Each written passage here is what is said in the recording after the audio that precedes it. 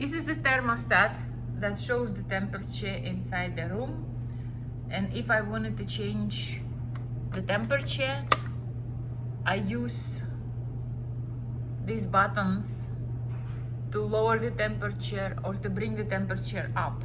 The indicator shows 74. When I am changing the temperature, I have to make sure the cool is on.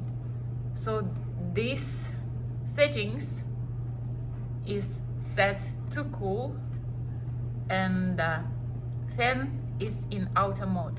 I see that I have an auto mode cool, then I'm changing the temperature. I can go up and I see current temperature 72. If I wanted to lower down, I go to 71 and 70. I don't want to go down. I just keep my temperature at 72, and that's pretty much. I know why it's 74 because the other air conditioners are off.